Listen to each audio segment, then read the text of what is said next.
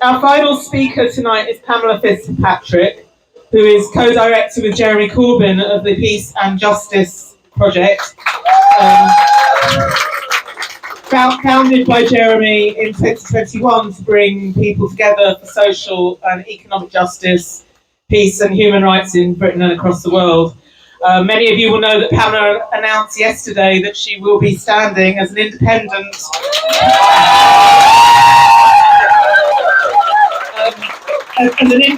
parliamentary candidate in Harrow West against Gareth Thomas, who, of course, is a Labour MP who abstained on the first SNP ceasefire motion and who supported Starmer's appalling fudge a couple of weeks ago during those disgraceful scenes in Parliament. So, thank you, Pamela. Thank you. Yes, I did announce I'm standing as a parliamentary candidate, and I've been really humbled by the response I've had. So it's been amazing, actually. But I'm going to talk about International Women's Day. So I'm going to refer to my notes. I wish I could read off my phone, but my phone is too small and my eyesight too poor. So I've got the old-fashioned kind of way of paper. So International Women's Day, it's a poignant reminder, isn't it, that if we're to secure rights for working class people, we've got to fight for them ourselves. Nobody's going to hand them to us. And this year, as with every other 8th of March, we see our politicians, we see our media, and all those with power approach International Women's Day as one of a marketing opportunity. You've no doubt all had emails celebrating International Women's Day and inviting you to spend a little money in their stores.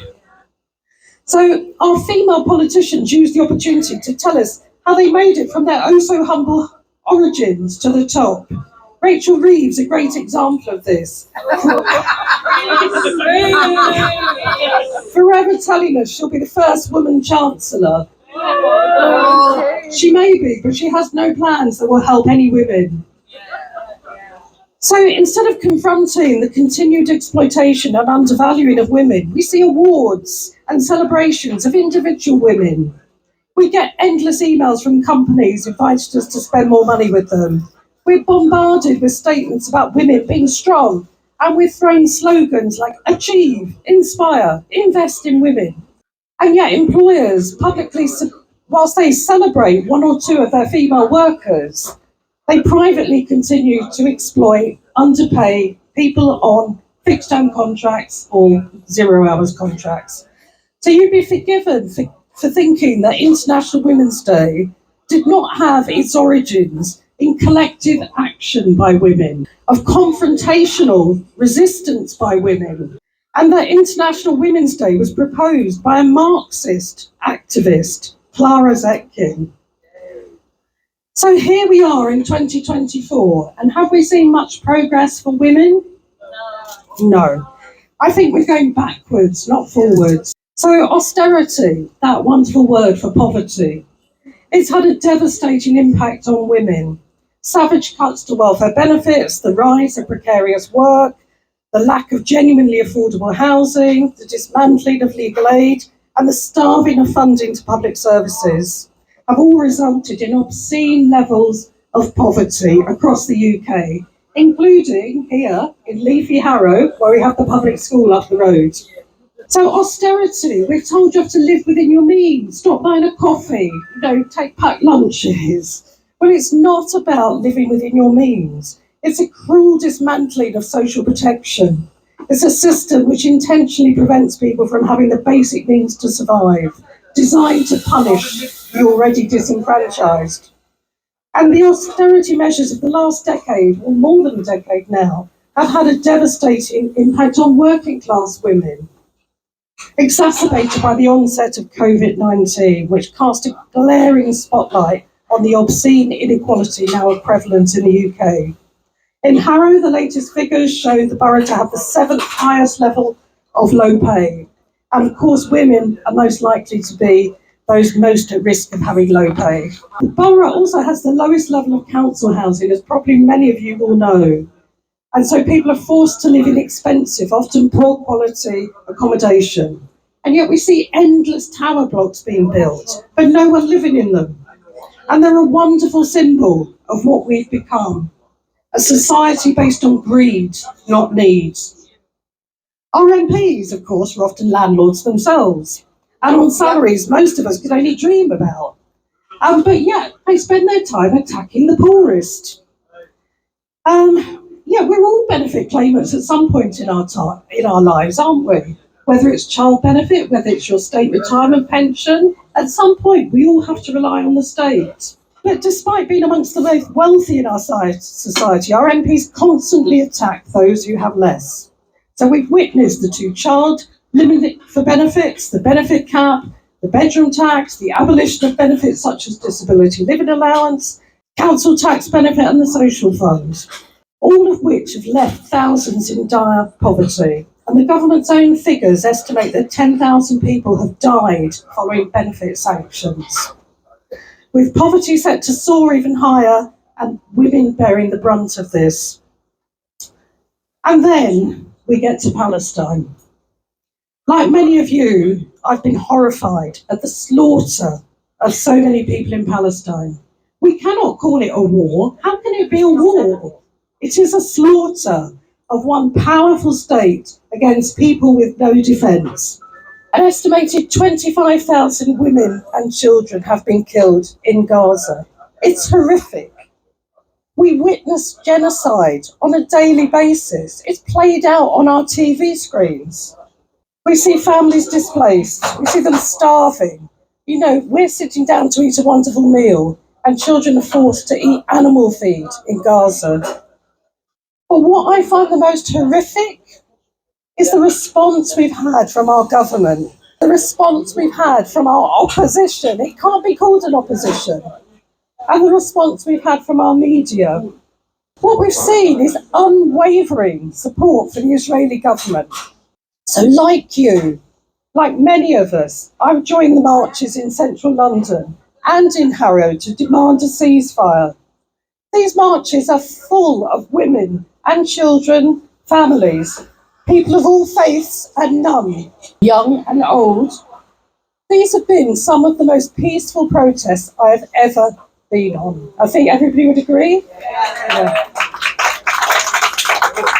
The police confirm there's been very few arrests, and those that are arrested are often done so wrongly. Often it's because they're holding a placard. They're not violent, and often those people are released without charge. And I know that because my day job is in the law centre in Harrow. So I get calls all the time from people worried because somebody they know has been arrested.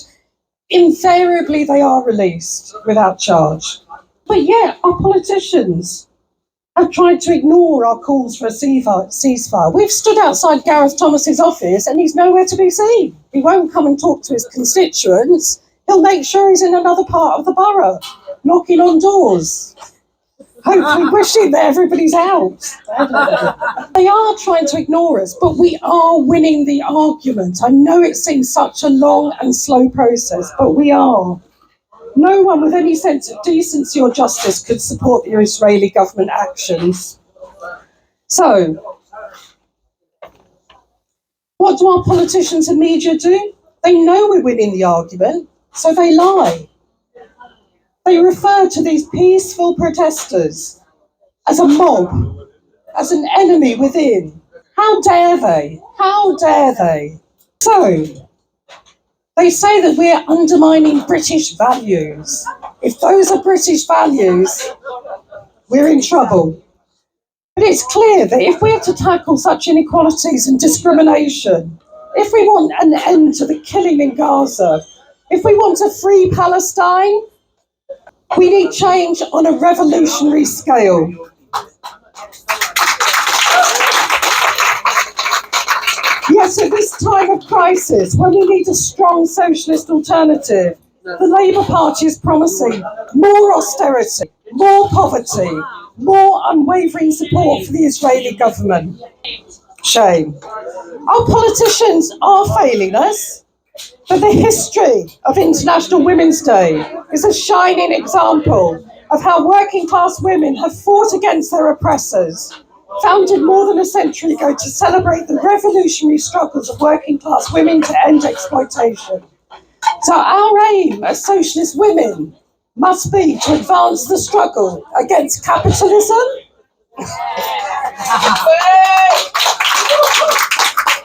and to free ourselves from the backward ideas and divisive tactics that the ruling class imposes on us by solidarity and collective action.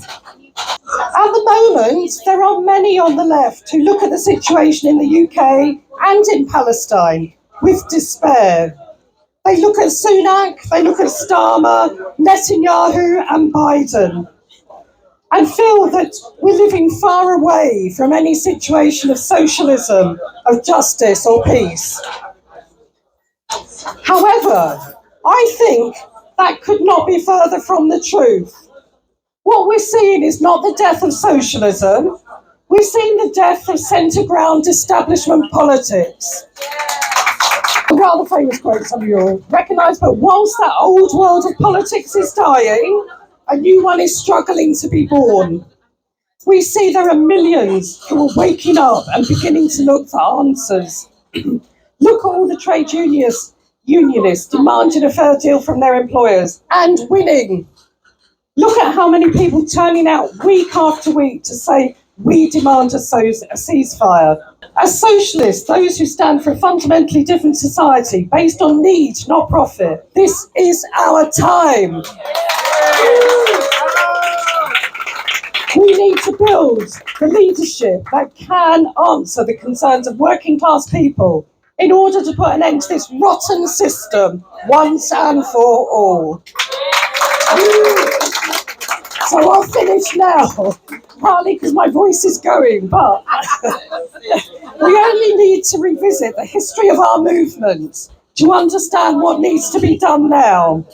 As Alexandra Kollontai said over a century ago, all our strength, all our hope lies in organisation. Now our slogan must be, comrade women workers, do not stand in isolation. Isolated, we are but straws that any boss can bend to his will. Organised, we are a mighty force that no one can break.